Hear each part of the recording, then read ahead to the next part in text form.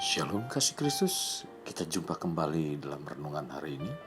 Mari kita terus melekat dalam Tuhan, agar setiap saat kita siap sedia dalam menghadapi peperangan rohani. Kita berdoa, Bapa yang baik, kami mengucap syukur kembali dibenahi dengan kebenaran firman-Mu. Biarlah firman-Mu terus makin menguatkan iman percaya kami, sehingga kami siap sedia dalam menghadapi tantangan-tantangan hidup yang seringkali kami sendiri tidak ketahui kapan itu akan datang, tetapi kami percaya kebenaran firman-Mu memberikan kekuatan di dalam iman percaya kami.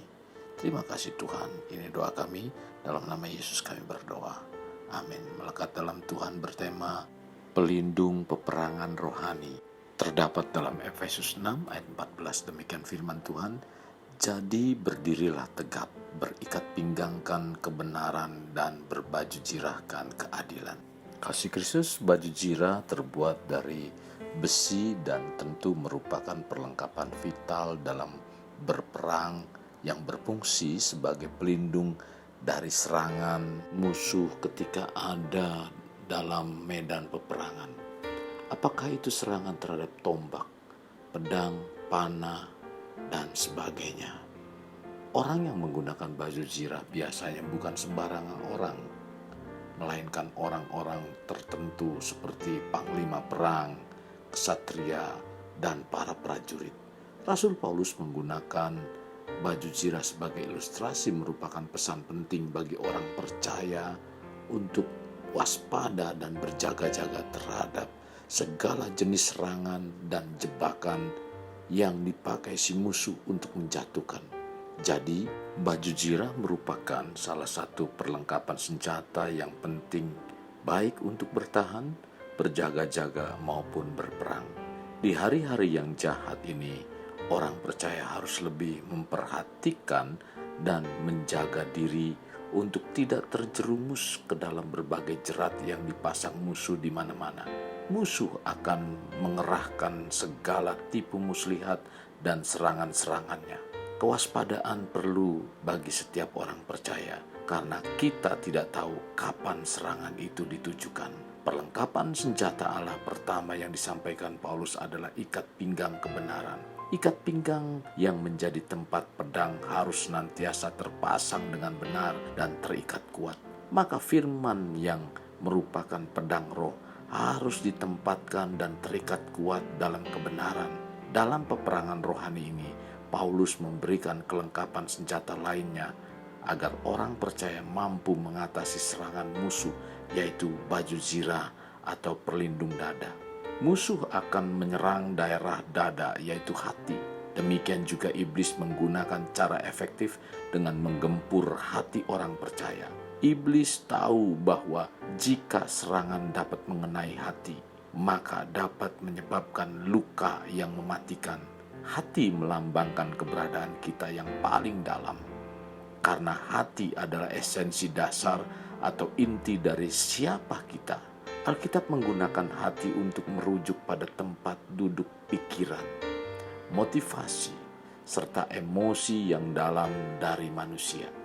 Emosi seperti kegembiraan atau kemarahan berasal dari hati ini. Rasul Paulus mengajarkan pelajaran rohani yang penting, bahwa orang percaya harus membangun kebenaran sejati di dalam dirinya, seperti mengenakan pelindung dada untuk melindungi organ vital. Demikian juga dengan kebenaran yang mampu melindungi bagian vital manusia, yaitu batiniahnya. Menjaga hati berarti menjaga hidup.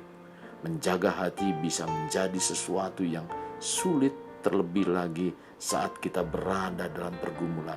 Hati kita bisa terombang-ambing tak tentu. Selain itu, godaan dari dunia ini juga seringkali menarik hati kita untuk menjauh dari Allah.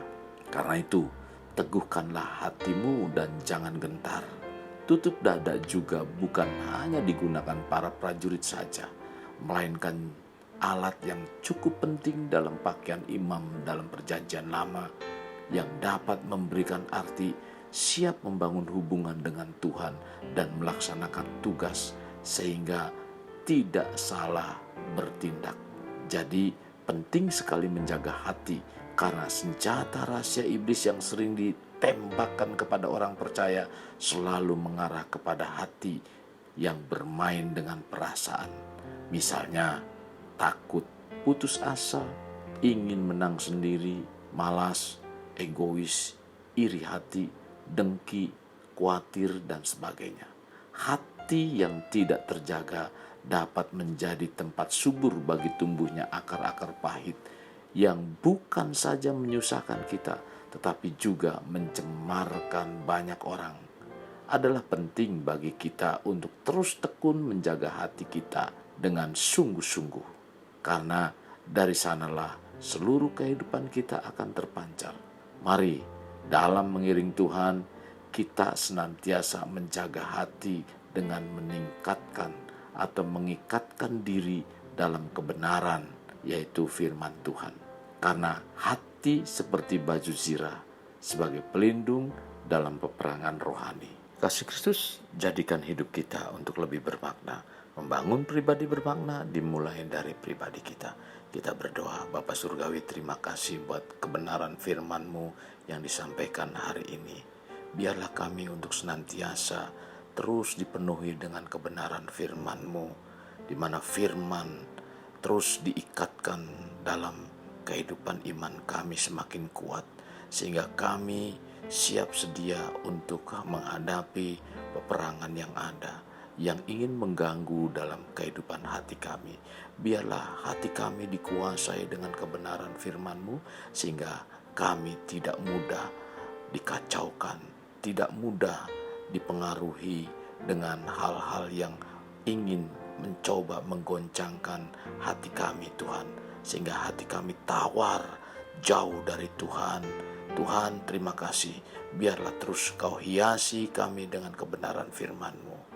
Terima kasih Tuhan Yesus, terima kasih. Ini doa kami, dalam nama Tuhan Yesus kami berdoa. Amin. Kasih Kristus, mari kita akhiri dengan mengedahkan kedua tangan kita.